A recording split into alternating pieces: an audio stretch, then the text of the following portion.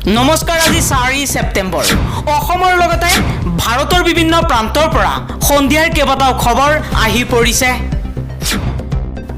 এই মুহূৰ্তত জনাইছোৱা গুৰুত্বপূৰ্ণ খবৰ দেশত কংগ্ৰেছৰ চৰকাৰ আহিলে জম্মু কাশ্মীৰত পুনৰ ঘূৰাই অনা হ'ব বিশেষ ৰাজ্যৰ মৰ্যাদা ৰাজহুৱাভাৱে এই ঘোষণা কৰিছে কংগ্ৰেছ নেতা ৰাহুল গান্ধীয়ে বিজেপি চৰকাৰে বিশেষ ৰাজ্যৰ মৰ্যাদা কাশ্মীৰৰ পৰা কাঢ়ি লৈছে অনুচ্ছেদ 370 বাতিল কৰিছে যদি দেশত কংগ্ৰেছৰ চৰকাৰ গঠন কৰে তেনেহলে অনুচ্ছেদ 370 পুনৰবাৰ লাগু কৰা হ'ব জম্মু কাশ্মীৰত মুখ্যমন্ত্ৰী হিমন্ত বিশ্ব শৰ্মা অসমৰ পাৰ্টাই মুখ্যমন্ত্ৰী হিমন্ত বিশ্ব শৰ্মা অধিকাংশ সময় ব্যস্ত থাকে বিজেপিৰ নিৰ্বাচনী প্ৰচাৰত সংবাদমেল যোগে হিমন্ত বিশ্ব শৰ্মাৰ বিৰুদ্ধে এই অভিযোগ উত্থাপন কৰিছে ভূপেন কুমাৰ বৰাই 6 জনগোষ্ঠীৰ জনজাতিকৰণক লৈ মুখ্যমন্ত্ৰী হিমন্ত বিশ্ব শৰ্মাৰ এক ডাঙৰ মন্তব্য মুখ্যমন্ত্ৰী হিমন্ত বিশ্ব শৰ্মাই কৈছে 6 জনগোষ্ঠীৰ জনজাতিকৰণক ময়ো সমৰ্থন কৰোঁ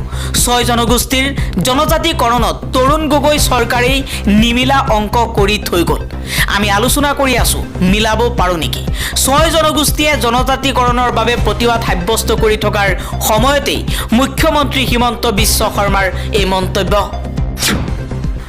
বৰ্তমান সময়ত অসমৰ বিভিন্ন প্ৰান্তৰ পৰা ট্ৰেডিংৰ প্ৰবঞ্চনাৰ অভিযোগত বিভিন্নজনক গ্ৰেপ্তাৰ কৰা হৈছে বহু প্ৰবঞ্চকক গ্ৰেপ্তাৰ কৰা হৈছে আৰু বহু এতিয়া পলাতক হৈ আছে তেনে সময়তে এক ডাঙৰ প্ৰশ্ন উত্থাপন হৈছে যি সময়ত ট্ৰেডিংৰ নামত প্ৰবঞ্চনা কৰা প্ৰবঞ্চকৰ বিৰুদ্ধে আৰক্ষীয়ে অভিযান চলাইছে সেই সময়তেই পোহৰলৈ আহিছে হিমন্ত বিশ্ব শৰ্মাক ট্ৰেডিং গ্ৰুপৰ প্ৰতিনিধিয়ে দিয়া বানপানীৰ নামত সাহায্য এই মুহূৰ্তত স্ক্ৰীনত আপোনালোকক দেখুৱাইছো মুখ্যমন্ত্ৰী হিমন্ত বিশ্ব শৰ্মাক বানপানীৰ বাবে সাহায্য বিতৰণ কৰা চেক হিমন্ত বিশ্ব শৰ্মাই গ্ৰহণ কৰিছে কিন্তু হিমন্ত বিশ্ব শৰ্মাৰ লগত থকা 3জনকৈ লোক হৈছে ট্ৰেডিং গ্ৰুপৰ প্ৰতিনিধি হিমন্ত বিশ্ব শৰ্মাই জানি বুজিও ফাইন এক্সপাৰ্ট ট্ৰেডিং সাৰ্ভিস নামৰ ট্ৰেডিং গ্ৰুপৰ প্ৰতিনিধিৰ পৰা লৈছিল সাহায্য প্ৰতিবাদ কৰিবলৈ সাজু হৈ আটক হৈছে জনগোষ্ঠীয় নেতা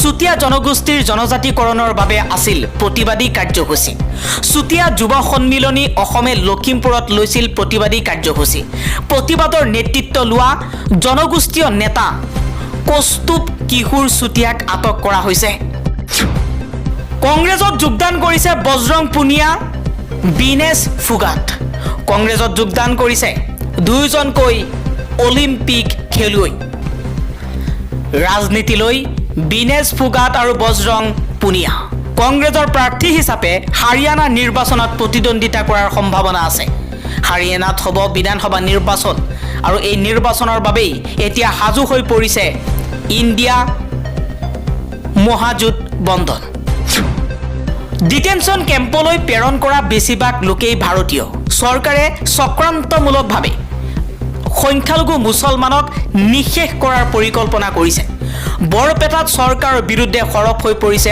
আমছু 28 জনক ডিটেনশ্যন কেম্পলৈ প্ৰেৰণ কৰাক লৈ ক্ষুব্ধ হৈ পৰিছে আমছুৱে কৈছে যে ডিটেনশ্যন কেম্পলৈ 28 জনকৈ লোকক প্ৰেৰণ কৰা হৈছে আৰু তাৰ বেছিভাগেই হৈছে ভাৰতীয় নাগৰিক চৰকাৰে চক্ৰান্তমূলকভাৱে সংখ্যালঘু মুছলমানৰ ওপৰত পৰিকল্পিতভাৱে শেষ কৰাৰ পৰিকল্পনা ৰচনা কৰিছে বৰপেটাত চৰকাৰৰ বিৰুদ্ধে সৰব হৈ আমছুৰ সভাপতি ৰেজাউল কৰিম চৰকাৰৰ এই মন্তব্য নগাঁৱৰ মাছক লৈ এবাৰ সৰব হৈ পৰিছে মুখ্যমন্ত্ৰী হিমন্ত বিশ্ব শৰ্মা মুখ্যমন্ত্ৰী শৰ্মাই কৈছে যে উজনিৰ মানুহে বজাৰখন ল'ব লাগে ইউৰিয়াযুক্ত মাছ খোৱাৰ বাবে কিডনি ৰোগৰ লগতে বিভিন্ন ৰোগ বৃদ্ধি পাইছে এই সুযোগতে উজনিৰ মানুহে বজাৰখন ল'ব লাগে নগাঁৱৰ মাছ কোনেও খাব নালাগে নগাঁৱৰ মাছত ইউৰিয়া ব্যৱহাৰ কৰা হয় শেহতীয়াকৈ মাছ বিতৰ্কক লৈ এই মন্তব্য মুখ্যমন্ত্ৰী হিমন্ত বিশ্ব শৰ্মাৰ মুখ্যমন্ত্ৰী হিমন্ত বিশ্ব শৰ্মাই কৈছে মিয়া মানুহে উজনি অসমলৈ মাছ নপঠাও বুলি কৈছে সেয়া আদৰণীয় উজনি অসমৰ মানুহে নগাঁৱৰ মাছ খাব নালাগে কাৰণ নগাঁৱৰ মাছত আছে ইউৰিয়াযুক্ত বস্তু য'ত মাছ খালে কিডনি ৰোগৰ লগতে বিভিন্ন ৰোগ বৃদ্ধি পায় ভাৰতৰ ইতিহাসত প্ৰথমবাৰৰ বাবে এখন ৰাজ্যক কেন্দ্ৰীয় শাসিত অঞ্চল হিচাপে গঢ়ি তোলা হৈছে। এই কাম আগতে কেতিয়াও হোৱা নাছিল। আপোনাৰ অধিকাৰ কাঢ়ি লোৱা হৈছে। আমাৰ প্ৰথম কাম হ'ল জম্মু কাশ্মীৰক ৰাজ্যৰ অধিকাৰ ঘূৰাই দিয়া।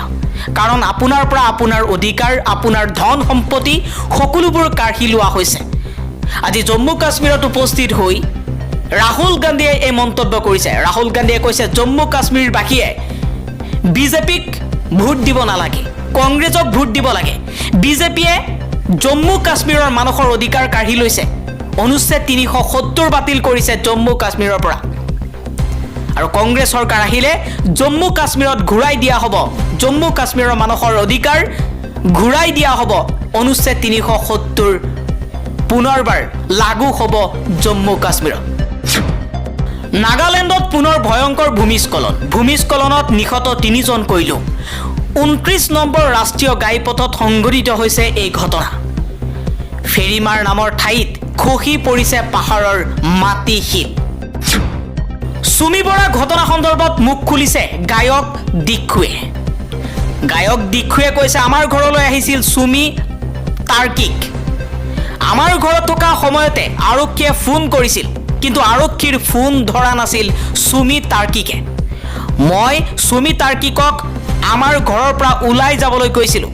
চুমি বৰা ঘটনা সন্দৰ্ভত মুখ খুলিছে গায়ক দীক্ষুৱে।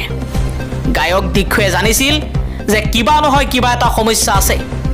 বাৰম্বাৰ দীক্ষুৰ ঘৰত থাকোঁতেই চুমি বৰালৈ ফোন কৰিছিল আৰক্ষীয়ে, কিন্তু ফোন তোলা নাছিল চুমি বৰাই। এইবাৰ আৰক্ষীৰ জালত পৰিছে গায়ক দীক্ষু। যিদিনা ৰাজনীতি কৰিলে ধন ঘটাৰ বাট বন্ধ হৈ যাব, সেইদিনা 90% নেতাই ৰাজনীতি এৰি কাম কৰিবলৈ ল'ব। এইবাৰ এই মন্তব্য কৰিছে অভিনেতা নানা পাটেকাৰে। নানা পাটেকাৰে কৈছে যিদিনা ৰাজনীতি কৰিলে ধন ঘটাৰ বাট বন্ধ হৈ যাব, সেইদিনাৰ প্ৰায় 90% ৰাজনৈতিক নেতাই ৰাজনীতি এৰি কাম কৰিবলৈ ল'ব।